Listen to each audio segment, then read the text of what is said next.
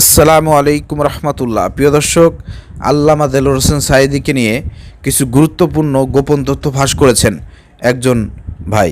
প্রিয় দর্শক, তিনি বলেছেন যে আল্লামা দেলোয়ার হোসেন সাঈদকে শহীদ করা হয়েছে, তাকে হত্যা করা হয়েছে, তিনি আপনার অসুস্থতায় মারা যান নাই।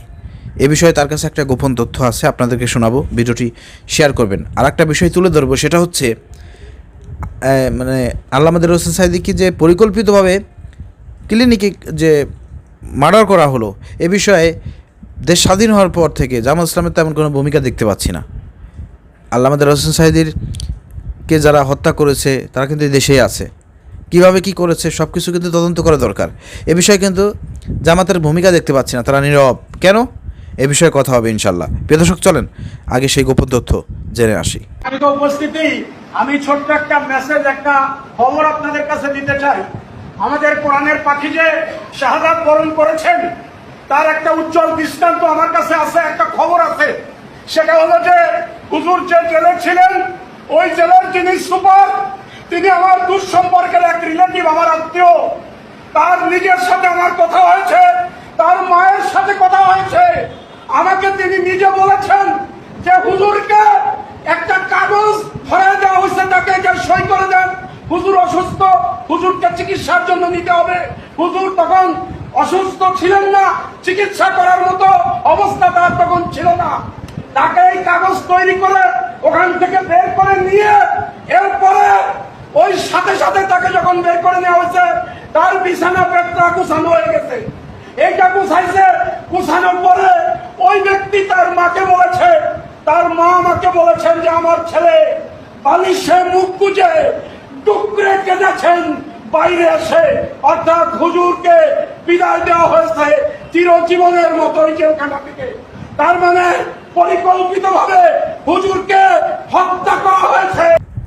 প্রিয় দর্শক, আপনারা শুনলেন, মূলত আল্লামা দেলোয়ার হোসেন সাঈদীর সাথেই পাশে একজন জেলখানায় ছিলেন, তিনিই মূলত, প্রিয় দর্শক, এই ব্যক্তির আত্মীয় হন। তিনিই মূলত তার কাছে বলেছেন যে আসলে যখন আল্লামা দেলোয়ার হোসেন সাঈদীকে একটা সাইন নিয়ে তাকে বের করা হলো, তখনই নাকি জেলের অনেক লোক, তিনি সহ অনেক লোক বুঝতে পেরেছিলেন যে আসলে আল্লামা দেলোয়ার হোসেন সাঈদীকে এখান থেকে নিয়ে যাওয়া হচ্ছে মিথ্যা কথা বলে, আসলে তাকে হত্যা করার জন্যই নিয়ে যাওয়া হচ্ছে। এটা তারা বুঝতে পেরেছিলেন, আঁচ করতে পেরেছিলেন, এজন্য তারা তখন কাঁদছিলেন। একজন সুস্থ মানুষ, আপনারা দেখেছেন কিভাবে অ্যাম্বুলেন্স থেকে তাকে নামানো হয়েছে, হাসি দিলেন, সালাম দিলেন। সেই ব্যক্তিকে হসপিটালের মধ্যে নিয়ে আপনারা ইঞ্জেকশন পুশ করে চিরবিদায় করে দিয়েছেন, শহীদ করে দিয়েছেন। দেশবাসী এটা দেখেছে, দেখার পরে ওই সময়টা বিশৃঙ্খলা তৈরি হবে দেশে, অথবা বিভিন্ন কারণে হোক, চাপে পড়ে ওই সময়টা কিন্তু সব কিছু মেনে নিয়েছে জামাত ইসলাম, তার পরিবার মেনে নিয়েছে, মেনে নিতে বাধ্য হয়েছে। প্রিয় দর্শক, আল্লামা দেলোয়ার হোসেন সাঈদীকে পোস্টমর্টম, যখন হত্যার অভিযোগ উঠবে তখন কিন্তু পোস্টমর্টম করা লাগে, তাই না? কিন্তু আল্লামা দেলোয়ার হোসেন সাঈদীকে যাতে পোস্টমর্টম করতে না পারে, এই কারণে তার পরিবার মেনে নিয়েছিল যে না, সে এমনিতেই মারা গিয়েছে। এরকমের বনসই স্টাম্প করে স্বীকারোক্তি দেওয়া লাগছে, তারপর আল্লামা দেলোয়ার হোসেন সাঈদীকে দাফন করতে দিয়েছে।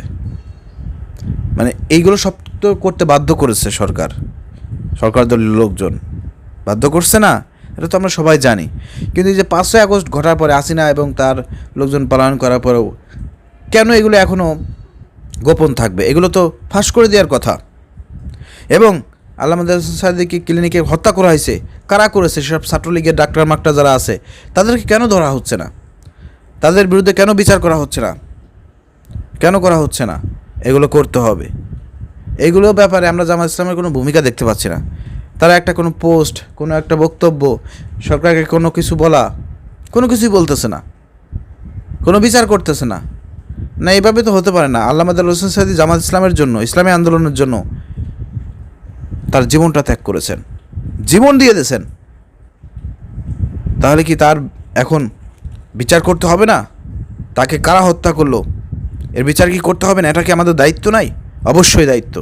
এই দায়িত্ব অবহেলা করার কোনো সুযোগ নাই। অর্থাৎ জামাত ইসলামীকে এ ব্যাপারে আরও আগ্রহী হতে হবে, নতুনভাবে সিদ্ধান্ত নিতে হবে।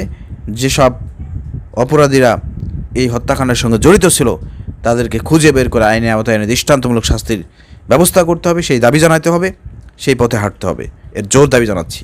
প্রিয় দর্শক, আপনারা কি মনে করেন একটু কমেন্ট করে জানাবেন, ভিডিওটি প্রচুর পরিমাণ শেয়ার করে দেবেন।